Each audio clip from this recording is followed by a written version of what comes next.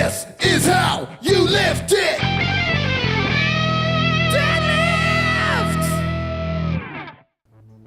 All right, guys, welcome back to CrossFit Lodo. My name is Ryan. I'm going to be doing some coaching and some cueing today. Donnie's going to be my athlete. He's going to be doing some lifting. We're going to be going over what's called the deadlift, one of our 9 foundational CrossFit movements. It's really important not only in weightlifting, but also in everyday life, learning how to keep the spine neutral and load up the muscles on the back of the legs. Donnie, go ahead and give me a couple deadlifts.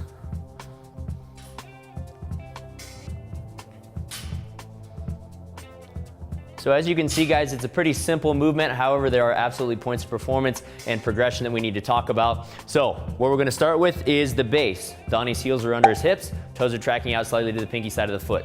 As he sets up for the movement, he's gonna send his hips back and knees out to get down to the barbell. He's gonna measure out about a thumb's distance from his legs as far as grip width on the bar.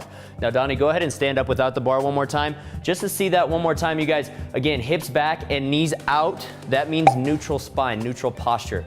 That's keeping his spine in alignment and loading up the hamstrings, which is what we want in the deadlift. From here, Donnie's gonna drive through his heels, keeping that bar on his body the entire time, finishing off his deadlift, and then he's gonna return it back down to the floor the exact same way. Hips back, knees out, back down to the floor. Donnie, go ahead and give me one more. Again, driving through the heels, bar stays on the body the entire time, and then returning it back down to the floor, always with a neutral spine. There's our deadlift, you guys. One of our foundational movements. Practice it. It seems simple, but mastering it's very important to get into heavier weights. Going further!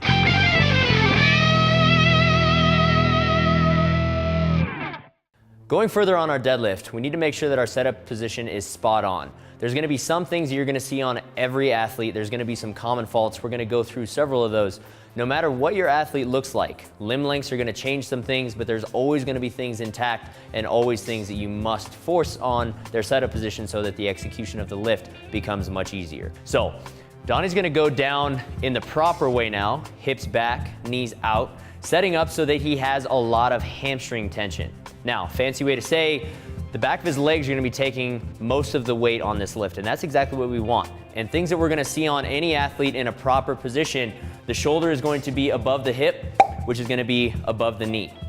Go ahead and stand up without the bar, Donnie. So, again, he's gonna set that up one more time, hips back, knees out, keeping the shins vertical. He's now ready to stand up with his hips, which is exactly what we want. Go ahead and give me 2 good deadlifts from that position. That hip angle is going from very closed to fully open. We're getting a big hip drive. That's exactly what we want. Now, first common fault that we're gonna talk about is a rounded spine. So even if he has his shoulders above his hip, above his knee, he might not be locked into a good spinal position. So go ahead and show me a bad spine here, Donnie. Now, we don't want any flexion throughout the spine. It takes away the hamstring tension, which is exactly what we want to find. It's also just putting a lot of shear force and stress on the back. Obviously things that we don't want. So if this is your athlete, you're gonna have to have a lot of different cues. What I want you to think, first one, chest up. Get them to think what it means to get some more extension through the spine instead of flexion. What also might help, think about their shoulder blades, keeping the shoulder blades down and back. Or what might happen, go ahead and Donnie, stand up with good posture without the bar. Just say, all right, this is what your spine looks like when you're standing. I want that to feel the exact same way when you get down to the barbell. There should be no change in what the spine looks like. So, go ahead, Donnie, give me 2 more good ones. Now that we have good spine, again, the right muscles are doing the work. Now, our next common fault, what we're gonna see a lot, because you say neutral spine, people shove the knees forward. Don't do that. So, Donnie, go ahead and get into a bad position with the knees too far forward here. Now, things are intact here, shoulders above the hip, above the knee, but there's too much stress on his quad and not enough load in his hamstring, and it's just gonna be an inefficient way to load up and stand with the bar. In fact, Donnie, go ahead and give me 2 deadlifts from here. Go ahead and give me 1 more. And what you might see right away, you guys, is a bad bar path. And in fact, Donnie, keep that position for 1 more. Look at his barbell as it's gonna go around his knee. Think about the shortest distance between 2 points as always being the most efficient, never going around to get there, whether up or down. So if this is your athlete and this is what they look like, the cue might be knees back, the cue might be hips up. Again, give them more leverage. Keep that bar nice and tight to the body. He now has good posture, good position to pull from.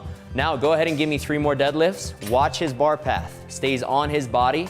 His legs are automatically out of the way, and that's a huge thing that we need to look for in coaching or as an athlete to get done in our deadlift. So those are a few common faults. That's going further into the setup. Remember, if you lock down that setup, you're 90% of the way there. Just drive to a full standing position.